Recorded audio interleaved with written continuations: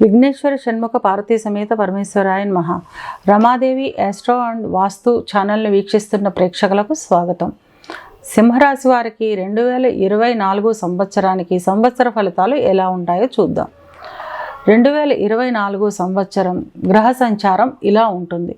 మనం చెప్పుకునేది సంవత్సర ఫలితాలు కనుక పెద్ద గ్రహాలైన గురు, శని, రాహు, కేతువుల యుతి, స్థితి, గతుల ఆధారంగా ఫలితాలు ఉంటాయి.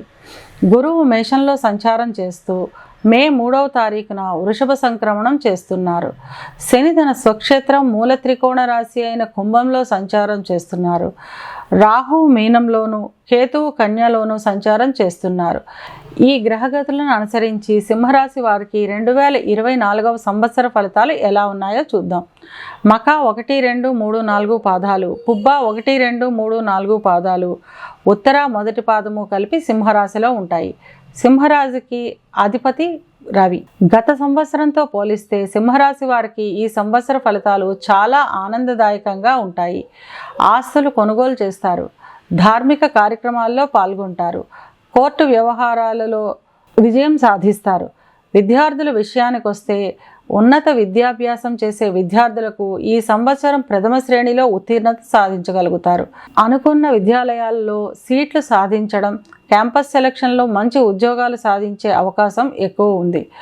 ఉద్యోగస్తుల విషయానికి వస్తే ఆఫీసులో వారి మాటకు విలువ ఉంటుంది. ఎంతకాలంగానో ఎదురు చూస్తున్న బదిలీలు ఈ సంవత్సరం అయ్యే అవకాశం ఉంటుంది. ప్రమోషన్లతో కూడిన బదిలీలు కూడా ఉంటాయి.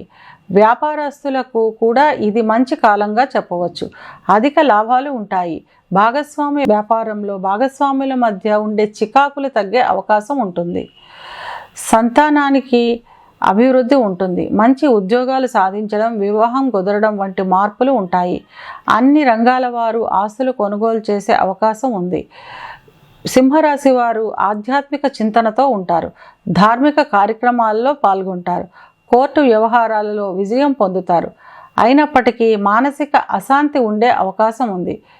ఇది కేవలం గోచార ఫలితం మాత్రమే. గోచార ఫలితాలు పూర్తిగా జన్మజాతకం చక్రంపైనే ఆధారపడి ఉంటాయి కనుక పూర్తి వివరాలు తెలుసుకోవాలి అనుకునే వాళ్ళు జన్మజాతక చక్రాన్ని విశ్లేషణ చేయించుకోవడం మంచిది.